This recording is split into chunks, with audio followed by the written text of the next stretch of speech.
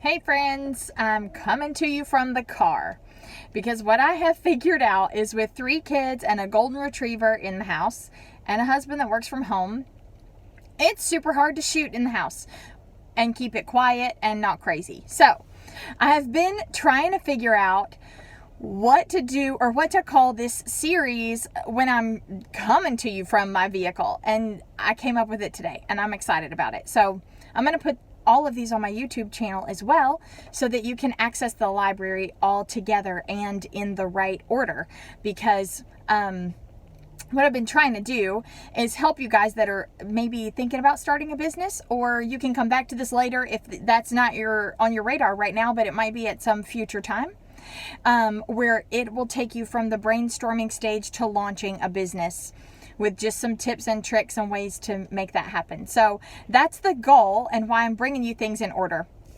And they also all sync up with what my blog posts are. So you can go to my website, which is carrieannmosley.com, or you can go to Facebook or Insta or YouTube and find me at Social Mosley Company. And then that will show you all the content that we've created together so far. So for today, I want to introduce to you, this would be episode 3 of what I'm going to call the Shotgun series. And I'm calling it the Shotgun series because I'm coming to you from the car. And also because riding shotgun with somebody, I actually looked up the history to make sure I was right. But riding shotgun with somebody means that you're watching their back, or that you were their sidekick or their helper. That's that actual term was used for people that had a helper on a stagecoach to protect them. So that's what riding shotgun is. So that's what I'm doing for you. That's what I want to do for you small business owners. I'm riding shotgun with you. You're in charge. You've got the wheel. This is your road trip to success in whatever venture you've got going on. But I am your partner in that, and I'm riding right over there. So whatever I can do to help you in that, I want to help you. And so this is called the Shotgun series, and this is episode 3. And this week, earlier on Monday, I posted a blog post about colors. And so today I wanted to just highlight those just a little bit and tell you that when I did a little bit of research, did you know that the most popular color for a business brand or logo or anything like that is blue? And it's because it's a color that has a lot of variation in it, and it's also the most pleasing to most people's eye, and it stands out among other colors, which is an interesting thing for it to be able to fit both of those genres, but it does. So that's your answer to the teaser that I posted on my Insta story earlier. But if you are creating a business now, or you're doing a relaunch for a small business, then color is important. It is the aesthetic for your brand. And so it's something that kind of, we've talked about font already. We've talked about the name of your business. We've talked about brainstorming. What are you selling? What is your market? Who is your target audience? How are you going to reach them? So in all of those things, this is a package deal, and your color is part of the package. So you're going to be using colors in a lot of different formats. So you need more than just one. That's going to be point number 1. You need more than one color. You need a color palette. And that palette needs to represent your aesthetic. And so if you're a spa brand, or you are in wellness or healing or anything like that, you're going to want to pick either colors that have to do with anything vital, like vitality, like bright and vibrant and whatever colors, or something soothing and calming, and something that is kind of muted and chill.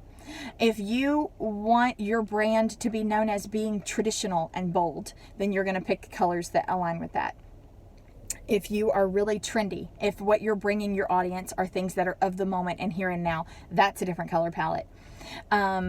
Also, if you're offering something that is really, really specific to you in a large market, if you are really trying to stand out in a large market, then you may even want to throw a pattern in there with your color palette.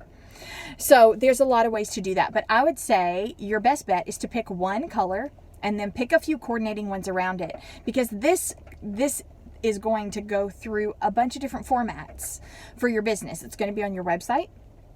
if you make materials that are going to be sent out to people, you sell products, it's going to be on those products. If it's going to be on a shirt, then it's going to have to be consistent. It's going to be on all of your social media. It's going to be on printed materials, maybe a banner, business cards, everything you can think of, you can put your brand on. And that's a whole nother little car talk issue. That's a whole nother shotgun series. But for now, that's what I want you to think about is, what do you want to tell your audience with your colors? What do you want to attract? What do you want them to associate with you when they see your colors and your font and your name all put together? What picture are you trying to give them with that? So that's what I have for you today. There's great ideas on Pinterest for color palettes. And there's also a lot of other resources, even in some of the things we talked about before with Canva and some other things where they'll create palettes for you. If you're creating a website through a company like Wix, W-I-X, they'll create a color palette for you as well if you want them to. So there's a lot of help out there. You don't have to do it by yourself if you feel very overwhelmed by that, but pick colors that define who you are and kind of are going to speak for you. They've got to speak for you. It's got to be able to be out there by itself and stand independently and tell your audience who you are and what you can offer them. So I hope you have a great long weekend. And if there's anything I can help you do, color-wise or branding-wise or brainstorming or anything like that, you know where to find me. I'm rooting for you right there from the passenger seat, and I'll talk to you guys next week. Bye.